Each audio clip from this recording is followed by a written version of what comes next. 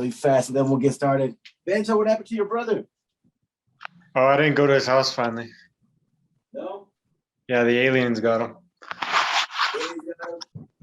All right, welcome to episode 2. I know we've been gone for at least a week, but we're busy people doing stuff. I'll introduce myself. I am G. Go ahead and introduce yourself. I'm BR. And I'm McVice. All right, so today's episode is going to be aliens and UFOs. So we definitely know some aliens from Roswell, New Mexico. Definitely on that. But we're going to talk about some famous stories that we have, that we know of, throughout the world. And of course, New Mexico is like one of the hot spots here, right? And so, BR, you want to kick it off? Tell me some of your UFO alien stories besides your brother. I'm just joking. I actually don't have any personal experiences, but I do want to say that it's a coincidence that all the new, in the 40s and the 50s, technology in New Mexico was at its highest. It's pretty high. You had the atomic bomb being made. You had all these. Hold on. You had all these, secret missions being worked on, like Project Mogul. Mogul, yeah. Mogul, and yeah, man, that's kind of like why people are trying to say the 1947 alien incident that happened. They're trying to say that maybe the aliens were interested because we had all that technology at that time, and everything was happening in New Mexico and Roswell in the South. When they were testing the atomic bombs and all that stuff. And so that's when it happened, man. People woke up in 1947 everybody knows this around the whole world. This is like one of the most famous alien incidents or occurrences that happened. That's what Roswell's famous for, man. 1947, yeah, man, people woke up in the newspaper saying that a UFO had landed. And then 5 hours later, the Army said, no, it was just a weather balloon. They changed it, in a matter of hours, the story. So that's where the controversy and the conspiracy started, right? When the Army changed their story, where they said there was a crash and then they changed it. And then, they said it was a weather balloon, man. They said it was a weather balloon. And if you kind of look at the pictures, you're like, okay, maybe it looks like looks kind of like looks like tinfoil or whatever. But then when you look at when you start looking into the story and getting, digging into it, it's kind of interesting, man. Like the lieutenant that was on the scene that found the crash, he would pick up the material. Well, he didn't say this because he stuck to his, he took his stuff to the grave, but it was his grandson that he told the story to. When he found the material, that he tried to burn it, he tried to shoot it, he tried to destroy the material, and it just didn't, it didn't get destroyed. The primary question is, he tried all those methods, but did he try to smoke it? I'm just saying, you never know. It could have been one of those extra alien eyes. I'm just I don't know. Something, but no, it's a crazy story, man. Like the interviews with the Glenn Davis, the one that found the UFO museum. He actually, I don't know if you remember the Ballard Funeral Home. He was a mortician when he worked. I do remember that. They called and they asked him do you have small caskets, like child-sized caskets? But okay, yeah, we do. But they asked for like a certain, like 3'6", like the height. So he thought that was weird, and he didn't get involved until later. They called him later, and he went to the site and everything, and he really didn't see anything. But he talked to a nurse that supposedly they sent the alien bodies to the hospital, and the nurse.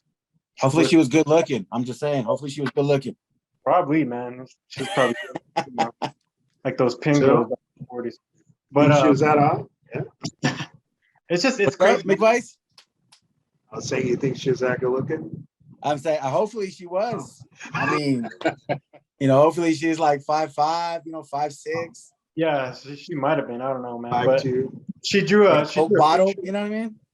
She drew a picture of the alien supposedly and described it, and she was just all freaking traumatized from it, from like the images, and that was crazy. So they actually have. So the guy that was a mortician and that was involved in all that, he ended up founding the UFO museum in Roswell.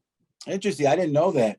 Yeah, that he was the founder of that UFO museum, and he actually died a couple years back, like I want to say 2015 or something. But well, a very important. I'm sorry, a very important book that was written that our viewers have never heard of before is The Day After Roswell.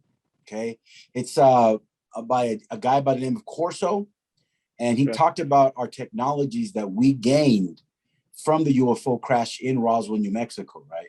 So one of them, of course, was fiber optics. That was one of the big things that we got from the aliens, right? And another thing supposedly that we got from them was like surgical tools, like lasers and stuff, right? Yeah. So if you guys have never heard that book, please, look for it. The Day After Roswell is a very, very good book. Yeah, man. I'm definitely going to read it. I just know this stuff just from remembering the stuff they tell us. But there was also, and this isn't necessarily alien material, but they were saying that there was a certain alloy in the metal that's not common on Earth, but that was in the material that they found. So they don't know if that was alien or something we're working on. Remember, that was the height of we were trying to spy on the Soviet Union at that time. So that's where that's what they were trying to say with Project Mogul or whatever, A mogul, yeah. Mogul. I thought that was interesting, but yeah, looking at the pictures at first for anybody to be like, oh, that doesn't look like no UFO, like with the aluminum. But, so what do you think, McVice? Do you think it was true alien crash? I mean, UFO crash, alien bodies, or you think it was a bunch of bullshit? Honestly, man, I don't know. Because first and foremost, the whole alien thing, who the heck knows? And then at that same time, I don't know how much you guys have looked into Nazi Germany and all the stuff they were working on. I don't know if you've seen the leaked photos of UFOs with the swastika on them. Yep, I have seen those. You know what I mean? So, I mean, we all know that Nazi Germany, they were very advanced technologically. We know that they were going all over the world, finding occult artifacts and just investigating all the mysterious things that all the cultures around over time had talked about. They were trying to become more powerful. I mean, they were doing some weird stuff. And who's to say that us too, man, not just them. Oh yeah, I know. I mean, that whole Nazi Germany thing gets really interesting when you look into things like Operation High Jump down in Antarctica, all this stuff. Supposedly they had bases down there, and it gets really crazy. Like, someone who doesn't know about this, they heard this conversation, they're like, oh my God, those guys are crazy. It's like, well, this shit gets nuts, Yes, right. So, you bring up a good point, McVice, that, man, we got so much information from Nazi Germany as far as like their scientists, right? And scientists working on black projects in Germany, right? Then we brought them over here too. Definitely. They actually split between us and Russia, right? Yeah. And they brought them to two places, which was Wright-Patterson, right? Air Force Base. And the other one was, does anybody know? White Sands Missile Range. And you remember a lot of them that fled Germany, a lot of them worked on the atomic missiles in Los Alamos too, which is crazy. They sure did. And one of them was the first director of NASA too. So yeah, you're right, and that's the reason why New Mexico became like a hotspot, right? Because we were working on all this, secret stuff that was going on at the time. So yeah, man, that's where all the conspiracies come from right now. And that's why I don't know if you know this, but back in the 40s and the 50s, a lot of the sightings were where? In New Mexico. That's where you're right. That's where a lot of you're right. Well, the interesting thing is that in Nazi Germany, right, they were about 25 years ahead of the United States when it came to rocket technology, right? And one of the theories, or one of the things that was said, the reason was that supposedly Hitler, right, he had connections to these aliens, right? And one of the ways that he was communicating with these aliens was through the Vril Society. Have you guys ever heard of the Vril Society? Yeah. So the Vril Society, it was a bunch of psychics, right, that was under Hitler. and he was communicating with these extraterrestrials. And so they kind of made a deal, right, that they would get technologies from these aliens and they would get people to experiment on, right? And so the Vril Society supposedly played a big, part. And what McVice was saying about all the UFOs that were being seen, right? In our world wars, we kept seeing UFOs, and the Germans did too, right? And they were called Foo Fighters. Of course, everybody knows the band, right? Foo Fighters. Yeah. But that's the reason why they're named Foo Fighters, right? There were UFOs in Nazi Germany. And so all those scientists that supposedly worked on both that rocket technology and whatever UFO stuff, they were brought to the United States, right? Yeah. Did you know about the 1964 Socorro, New Mexico incident? Yes, that's another very important one in New Mexico. There was a police officer that was trying to attend to a motorcycle, and he thought it was a motorcycle, right? Because he saw the lights from far away, and he's like, "Oh, okay, I'm gonna help this. It's small, it looked like a motorcycle with the lights at first." And then as he approached it, it started to turn into like an egg-shaped, and then right when he got close enough to see like markings on it, it started to lift and it took off. But what the crazy thing is, he wasn't the only one that saw it and called in at the same time as him seeing that. So at first you'd be like, okay, this is just some story that the guy could make up. But now when you have about 10 or 15 people seeing it at the exact same time, calling at the exact same time. So that's what's crazy about that story. And it's a police officer. What does the police officer, Well, even like for all that, what made it super, super cool, right? The guy's name was Lonnie Zamora, right? Yeah. So he had, great respect in Socorro. And one of the cool things that not very many UFO incidents have is actual evidence, right? So he saw this little egg craft land, people get out of it, right? And then he drove over there and they lifted back up. And on the way back up, they actually found the footprints and burnt pieces on top of the plants, right? And so it was so important that Dr. Heinrich, if you guys know who Dr. Heinrich is, I'm supposedly knowing you guys know, right? Dr. Heinrich, he was a very big UFO person that was, one of the heads of Project Blue Book, right? And so he came to New Mexico to do the investigation, right? Because it's one of the very few cases that actually has evidence, like physical evidence, right? So yeah, that's a very important thing. New Mexico has always been a hot spot for all of that stuff, right? Yep. UFOs and Chile. We're very good at both those things. Well, I mean, there are all kinds of wild things with New Mexico too, because there's also the Navajo Nation skinwalkers and all that crap. And skinwalker story. Nuts, man. They're nuts. Yeah, man. What do you call so another famous UFO incident in New Mexico that is very highly debated is the Aztec UFO crash of 1948, right? And so some people say it's a hoax, and some people say that it really happened, right? So if you're not familiar with the 1948 Aztec UFO crash, so people had started seeing some UFOs around the area, right? Around Aztec, New Mexico, Farmington, those places. And sure enough, people were getting calls like, hey, you need to come check this out. There's something going on. So police officers, again, went out to investigate. And sure enough, they found this UFO that was kind of fluttering like it was in trouble. And it crashed into the mesa, right? And when they went to go there, they called the fire department to go investigate it, right? And so they go out there and they're like, well, maybe it's a military, future plane or military project, right? So they went in there and they found different levels inside the UFOs and they had bodies, right? So some people say it was a super hoax. Some people say it's actually real. So what do you guys think about that? To be honest with you, I wasn't really too familiar about it. But yeah, man, I think it's like I said, anything's possible. Anything's possible. We don't know for sure. Unlike with McVice, is it possible? Yeah, it's possible, man. Like I said, there wasn't enough technology. There was nobody with cell phones or back then, at that time to be like, oh, to record it or whatever, to have evidence. But there's plenty of evidence with with video nowadays. Flying, like capturing flying saucers and stuff, or UFOs. Well, I think the strange thing that I see happening now, it used to be the classic, disc shaped UFO flying around, right? Or the lights, or even the triangle ones, right? The ones that they say that are UFOs, right? The TB type of UFOs that they're Earth's type of UFOs, the triangle ones.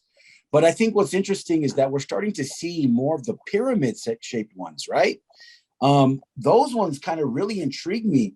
There in El Paso, Texas, a guy had filmed a cube or a pyramid triangle coming down from the sky and then going back up. Did you guys ever see that video? Yeah, I saw that one.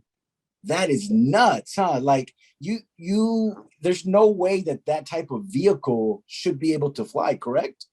From what we understand, like, no. I mean, can you imagine seeing something like that, like in real life?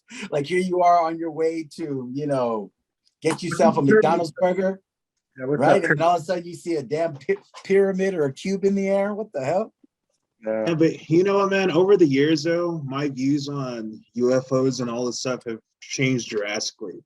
Because who's this? I mean, we've heard, like you and I especially, G, we definitely have heard that the military is like at least 100 years more advanced than like what the public's aware of, So what I'm getting at, though, is who's to say we've been taught all there is to know about physics? Like what we're being taught could be repressed, meaning we see these things like, oh my God, there's no way that can be an aircraft with people in it. It's like, it defies physics, it's like what defies our understanding of physics for now, I mean, you look at people like Nikola Tesla and all these people, like he figured out all kinds of crap, they buried that, so it's like, who the heck knows what we're ever looking at? Tesla got a poor man too. It's crazy. Yeah, I mean, Tesla did. It's just, to me, it's we just don't know, and we're not being told the truth. I agree with you. Kind of in this weird limbo of some people are like, oh, it's aliens from outer space, and it's like, I don't know what it is, honestly. Well, that's what they call it, UFO too, unidentified flying object. We don't really know. It could be government, it could be, Exactly. But yeah, I agree with McBrice, man. Like our technology is probably, they're definitely keeping that under the rug, Well, the government has been leaking out more and more, photos and military looking at UFOs, they documents. Sure have. So that kind of brings up, some interesting stuff. If it wasn't real, right? Why would they be releasing stuff? Right? Oh yeah. And even if it's not extraterrestrials from, other places, and let's say we are doing some crazy scientific shit, right? Why would they even push that out to even have us start questioning things? You know what I mean? That doesn't make any sense. Why are they doing it, right? Yeah. I honestly think they're trying to trick us into a false narrative, They're starting, like, because you're right. There's been evidence for years, and for the longest time, like, oh, UFOs don't exist, blah, blah, blah. There's been all kinds of evidence and eyewitness accounts and military personnel who've seen it. You know what I mean? Like, so that was swamp gas, right? all swamp gas. That was all bullshit already, but now they're finally releasing it, and it's like, I don't care about that. I already know they exist. It's just what they are exactly. I feel like they're trying to control that, and it doesn't mean it's the truth. Like, I feel like at some point they're like, yes, UFOs exist and they're aliens from here. Like, shut up. You guys are probably lying your asses off, Like, they're probably working with whatever it is, What's crazy to me, that pilot that took that video of the flying saucer and he was following it. Yeah. Vanished. Do you remember that video? I thought that's probably like the craziest video I've seen. Where the pilot one with the Navy fighter pilots. Yeah, that one was crazy, man. Like, he actually followed it, and then it like took off on him later, and he's like, "What the hell? I don't even know what the heck this is." Oh. That video was like probably like I don't know. That's pretty like crazy. It'd be hard to fake, especially if it was in the 70s, or 60s, the way it was filmed. So Well, let yeah, me. that's what I was thinking too. Like a lot of the videos, even back in the day, right? Like there's just no way that, the consumers, on Earth at that time could produce the type of, descriptions that these UFOs were doing, right? Or even, filming them back in the day and the maneuvers that they were still able to do, right? There's just no way that they could, reproduce that with the technology they had at the time. Nope. Right. I agree. Now let me ask you gentlemen a question. So, all right, who cares about? We're not going to focus on what UFOs are and what's piloting them or anything, but I want to ask you guys a question. Have you guys ever seen any unidentified flying objects? Do I have to raise my hand? Yeah, you do. Oh, snap. Okay, that's me. Can't see. Oh, yeah, there you go. G, you want to go ahead and answer that question there? I sure will. So I have seen at least 2 times I've seen UFOs. Once was when I was a little kid. Now there was 4 witnesses, right? Of course, there was my mom, my dad, me, and my brother. Right. And so I'll tell you the story from my perception, from what happened. But then I'm going to add some different stuff that I didn't find out until later in my life from my brother, right? So here we are, we're going to visit, me and BR's grandmother there in Villanueva. And, we're traveling, on this small little road at night. It's probably about 10 o'clock at night. My parents were going to go sleep over there for the night for whatever reason. I don't remember what it was for. So again, it was, my mother, my brother, my mom, and me. And I was on the bottom because I was small enough at the time. I hadn't eaten that many tacos, right? So I was still kind of small, whippersnapper, probably about 4 years old.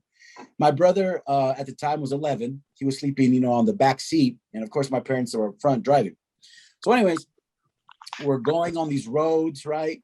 And then the car stops like suddenly, right? So I'm like still halfway asleep. So I get up, in my slumber, and my dad says, "Hey, just sit back. Don't say anything, don't move, just sit there." So I'm looking out of the window, the front window, whatever, from the back seat. And I see this light, right? This cigar-shaped light hovering over the road, probably about, I would say it was about 10 feet off the ground. And me, of course, just being a huge, movie fan when I was a kid, I'd watched all kinds of movies. My first reaction was, I told my dad, I said, "Look, Dad, E.T." Right? So my dad was like, "Oh, shit." So he's like, "Hey, just sit back, relax. I don't want to get, picked up or whatever." And there was another car to the other side of us that was, looking at this craft too. Well, anyways, I would say about a minute goes by or so. The craft slowly, goes up, and then it just starts taking off, right? So from my perspective of that, that's what happened. Now, here's some stuff I learned later on in my life that I did not know, okay? So I was talking with my brother, and he kept seeing lights in a circle, right? They kept like flashing lights over and over again. And my brother was like, "That's kind of strange, And the strange part is this. I told my brother, I said, "They're going to come down." I told my brother, "They're coming." I don't remember saying that, but that's what my brother told me. He said, "Yeah, you said those lights are going to come down." So I don't know, if we were talking, telepathically, I don't know what was going on, but that was the story that my brother had told me. So that was crazy.